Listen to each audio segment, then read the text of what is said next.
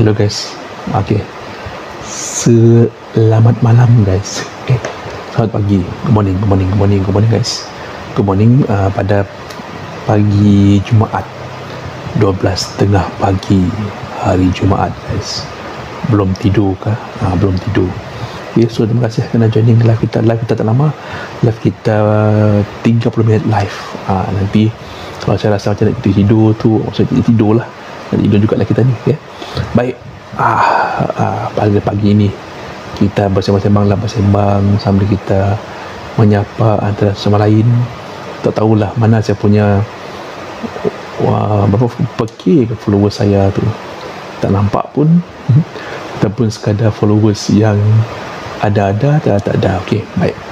Okey, mungkin malam ini ramai juga rakan-rakan content creator buat live untuk paranormal. Senang ada di luar, di rumah kosong ke, di rumah agam ke, tengah ada di kawasan hutan ke, di tepi sungai ke, untuk mencari hantu lah. Jadi modalnya adalah cari hantu lah, apalagi pada pagi Jumaat ni. Bagi saya ni pula just chat. Okay? Kadang-kadang ni untuk content creator yang buat live ni, kadang-kadang diorang ni adalah topik menarik. Kadang-kadang mereka ni menari ke, menyanyi ke, semua. Tapi bagi saya ya santai guys. Anak-anak tidur, isteri pun tidur. Hari ni, malam ni, Kuching Sarawak ni cuaca dia tak begitu panas. Cuaca yang okey lah, untuk tidur dan berehat ya. So ni menggunakan baju wrestling guys. Jadi dalam minggu ni saya rasa terlalu banyak dah video tentang wrestling. Saya tengok wrestling pun sejak ni wrestling bila dah diambil alih oleh TKO lah. TKO ambil alih wrestling WWE ni. Jadi pelbagai benda berlaku lah, apalagi setelah WWE baik Raw, SmackDown, NXT disiarkan melalui live streaming Netflix ya. So bila kita ada channel seperti Netflix kita ada investor seperti Netflix. Of course investor ni nak sesuatu lebih besar daripada WWE. Dari segi apa? Dari segi tiket lah, dari segi penyiaran, keuntungan. So WWE terpaksa mencari jalan untuk mendapat lebih keuntungan kepada Netflix. Ini bukannya WWE yang dimiliki sepenuhnya oleh Vince McMahon. Kalau dulu masa Vince McMahon, keuntungannya jatuh kepada owner lah, iaitu Vince. Dan Vince pandai-pandailah Vince distribute kepada wrestler yang top A, dan wrestler yang di pertengahan, dan wrestler yang di peringkat bawah lah. Peringkat bawah ni maksudnya wrestler yang nak meningkat nama. Okay, itu caranya.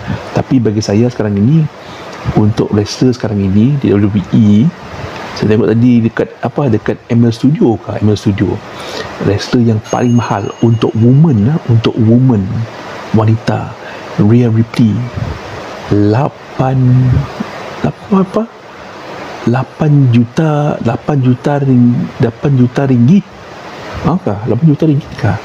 8 juta ringgit setahun. 8 juta ringgit setahun untuk Rhea Ripley. Maksudnya sebulan beliau dah makan beratus ribu ringgit sebulan. Kalau kita convert kepada ringgit lah, ringgit. The most highly paid wrestler, 12 juta setahun, Roman Reigns. Ini statistik untuk tahun 2025 ni. Roman Reigns 12,000. Sedangkan Cody Rhodes share sama dengan Randy Orton, berapa ribu kah? Juta. 8 juta kah? 9 juta kah? 9 juta. 9 juta ringgit saya rasa. 9 juta ringgit lah. 9 juta ringgit untuk Randy Orton dan juga Cody Rhodes. Diorang share profit yang sama. Bayangkan, ini dah kira gila babi lah kalau gaji setahun berjuta ringgit. Lah babi lah, babi betul lah. Babi betul lah, babi. Tapi apa nak buat lah, itu adalah kehidupan wrestler. Itu adalah wang yang mereka deserve ataupun mereka harus dapat lah, dengan segala penat lelah mereka, latihan, training, conditioning. Bukan senang ke wrestling. Wrestling ni merupakan satu hiburan. Memang wrestling adalah hiburan, okay? Dan yalah, wrestling hiburan, wrestling adalah macam silap mata lah, silap mata di mana kalau anda tengoklah angle lah, angle kamera video tu akan shoot angle dengan begitu nyata lah. Maksudnya tumbukan kalau kalau kita tumbuk orang ataupun kita pukul orang, memang ada tanda merah kan, ataupun berdarah. Ni tak, wrestling tak. Wrestling nak tebak, wrestling ini merupakan satu yang telah pun di koreografi. Faham tak koreografi? Maksudnya contohlah, contoh anda tengah shoot tengok movie Blood Brothers, Blood Brothers. So Blood Brothers ni banyak aksi bertumbuk kan, aksi bertumbuk. Tapi aksi bertumbuk ini telah pun di koreograf. Maksudnya macam sebuah tarian di mana pelakon ini tahu macam mana nak mengambil tumbukan. Belum sampai tangan pun di muka, you kena gerakkan muka ke sini lah, ke sana lah, ataupun tendangan anda kena melompat jauh ke semua. Itu adalah contohnya koreografi lah, ya. Jadi untuk wrestling entertainment banyak koreografi, tapi untuk memastikan anda bertahan selama 10 minit 20 minit atas gelanggang tu, you kena ada stamina, you kena bersenam, you kena diet, you kena training dengan partner you. Contohlah match antara Logan Paul dan juga Jey Uso. So Logan Paul dan Jey Uso, diorang kena training. Bila masa Logan Paul akan kena spear oleh Jey Uso, bila masa pula Jey Uso kan terkena finisher daripada Logan Paul semua tu, itu kena belajar in ring. Itu adalah in ring art, okay? Bermaksud untuk wrestler ni, you have to bond. So itulah wrestler akan travelling. Dia takkan beza. Kalau mereka gunakan bas, semua guna bas. Kalau tidur dekat hotel sama, kecuali lah wrestler tu ada duit lebih, bolehlah dia pergi sewa kereta ke, ataupun dia tinggal tempat lain ke, tak tinggal dekat hotel yang disediakan syarikat. Wrestling ni adalah business, guys, business. You pun kena keluarkan modal loh. You dapat gaji bulan-bulan daripada company, you kena plan, beli tiket flight, beli tempat tinggal, sediakan tempat tinggal, ya. Lepas tu you kena fikirkan transportation. Makan minum memang ada, memang WWE sediakan makan minum. Catering dekat event. Tapi you nak duit. You nak hantar duit kepada keluarga you.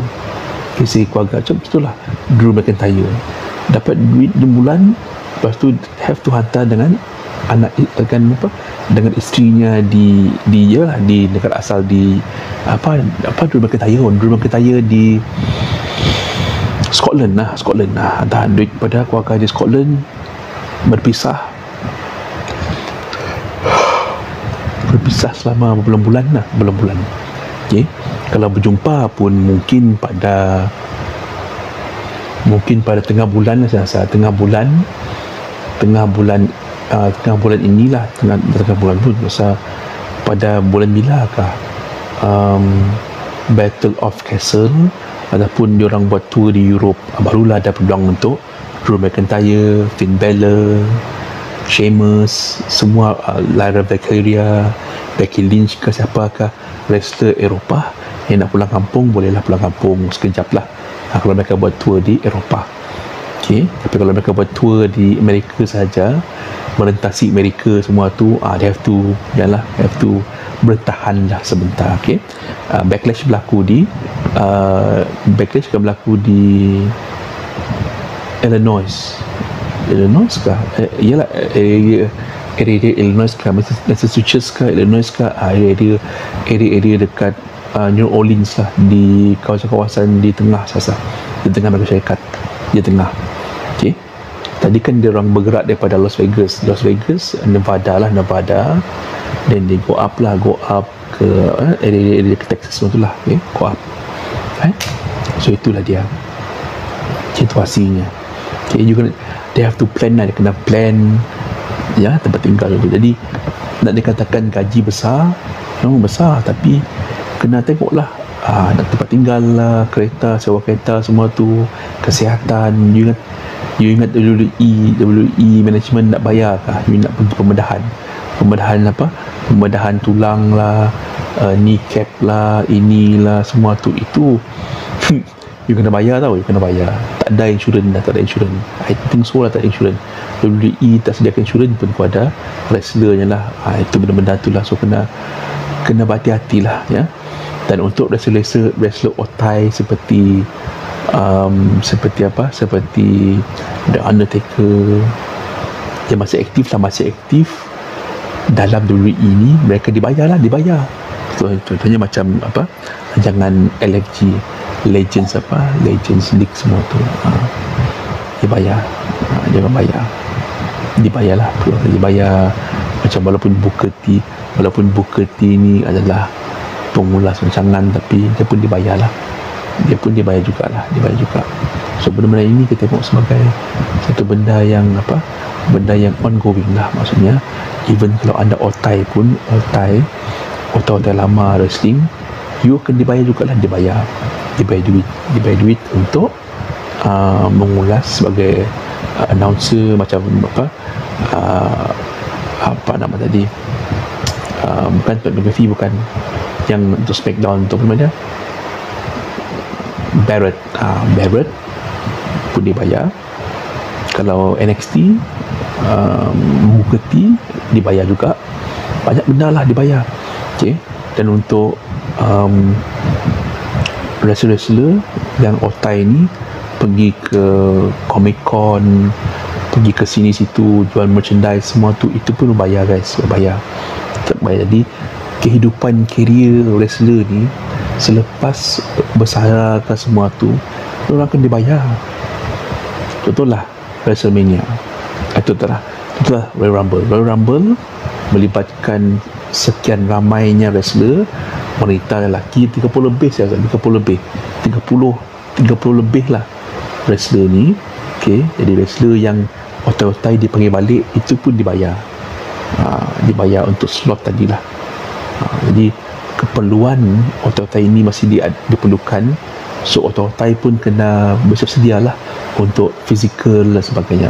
Saya dengar WWE akan membuat satu show special untuk Goldberg, kerana Goldberg belum lagi ada farewell retirement match, dia belum.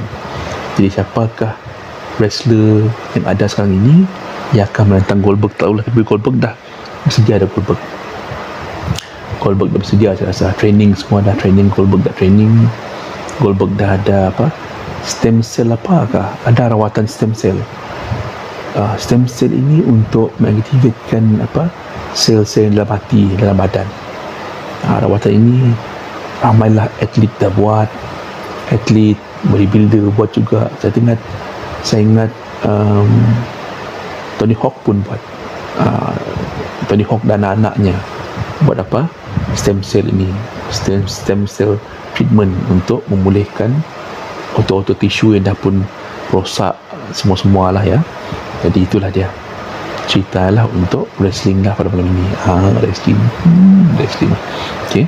So diharap pada anda semua, saya akan keluarkan video nanti di YouTube channel KJ Sembang tentang Backlash prediction. Akan dikeluarkan nanti. Jangan lupa tonton, jangan lupa untuk menyokong KKJ Sembang, KKJ Sembang lah, KKJ Sembang, KKJ TV dah tak tahulah channel tu. KKJ TV dah channel yang apa, channel dah banyak dah hilang dah channel tu. Okey, dah lama hilang dah. Okey, dapat diakses ya. Okey guys, saya hari pun dah larut malam ni dah. Ada ke pukul 12.30, pukul 1 lagi, so kita akan end live kita. Terima kasih semuanya kena mendengar ceramah tentang wrestling nanti lama lagi ya. Terima kasih semua dan jaga diri. Jumpa esok pagi lah guys, untuk Sembang Kopi O esok pagi. Bye.